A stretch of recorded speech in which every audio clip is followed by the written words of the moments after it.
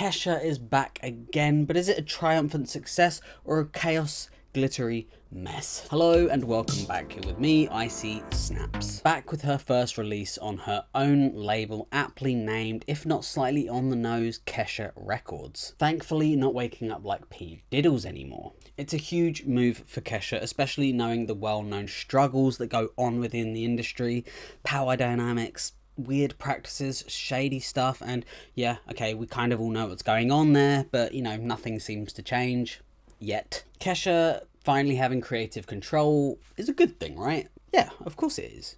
But does that mean she's making good music now that she's got more freedom? At some point we've all heard a Kesha song, whether we meant to or not. You can't help deny they are catchy, and that's why they sit there in the charts. I think it's been 2 years since her last album, Eat the Acid, a project that marked a big shift away from her glittery electro-pop days. The album leaned a bit darker, a bit more personal, covering topics, you know, that weren't always easy to sing about. And that's kind of where this project differs. Her new album, period. Whatever. We actually see a big return of that electro-pop dance that she's quite well known for. Unfortunately, as much as I want this album to be a great one, it is a bit of a mess, and there's quite a few hit and misses. For as many great songs as there are, there's just enough bad ones. And for any good lyrics, there's also some corny. Let's jump straight into the first track, and I'm getting massage parlour, maybe a bit of sound bath going on. But instead of a happy ending, you're kind of introduced to some electro funk, which kind of turns into house. Doesn't really work. There seems to be intervals of different vibes hereafter, feeling quite jarring and a little odd in places. Some of them just really work, and then some don't. Following this onto the next track, Joyride, which has been out for quite a while now, I think about a year. It's one of those songs that I would often skip it if I heard it, but if I'm in the right mood, it feels like an absolute banger. Leaning into that electro-pop quality, and it's these songs that stand out the most to me. Mix-wise especially, these feel like they've had the most time and energy put into them. Take for example YIPPEE-KI-YAY, which feels the exact opposite. It's slow, boring, and kind of flat. Lyrically, it's cheesy and just overall forgettable.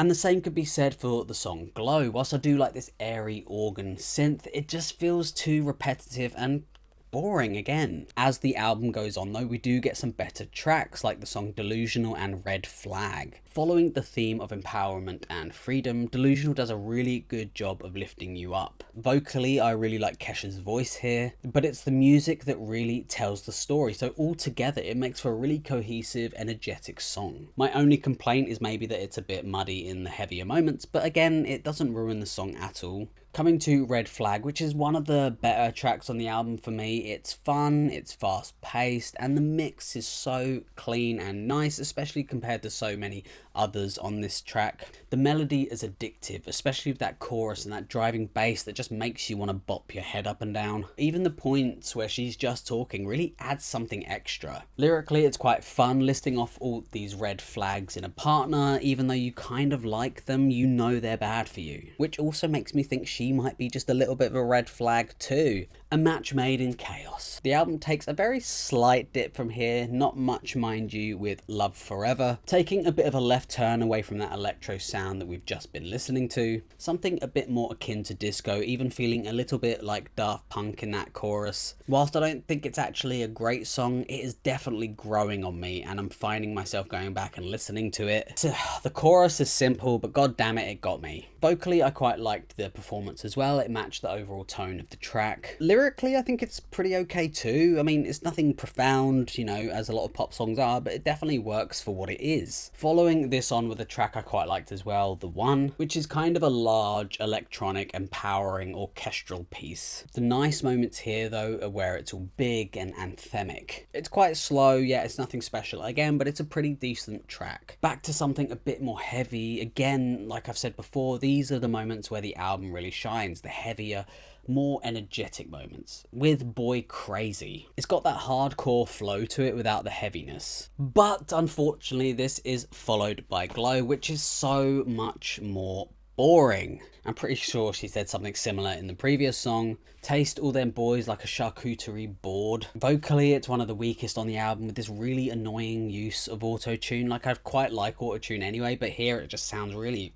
annoying. That alongside pitch correction just makes for a bit of a mess. It's only 3.5 minutes long, but my god did it drag on. Then we come to the penultimate track, Too Hard, which again is like okay. There are some nice elements like the bass, and then you have these sweet little extras that pop their head out of the sea of reverb. Overall quite forgettable. Which brings us onto the final track, Cathedral, which honestly just came out of nowhere. It's full of emotion, it's full of feeling, lyrically it's quite heavy. Why wasn't there more of this on the album? Instrumentally it's quite minimal, but it's completely carried by this passionate performance and these really good lyrics. That is until around the 3-minute mark when suddenly you have these sharp stabs of sound. I don't think it was necessary, but it definitely added some drama. So is this a great album?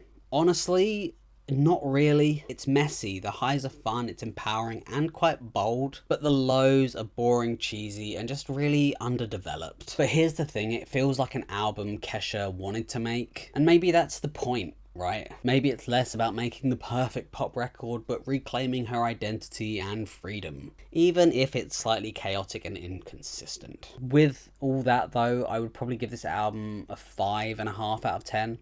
Thank you so much for watching. Let me know what you thought down below, and hopefully you enjoyed my video. Feel free to do whatever you like, and hopefully I would love to see you on the next one. Thank you again for watching. I'm going to be at 2000 Trees this weekend, so if you're there, say hello. I mean, if you want, you probably don't even know me, but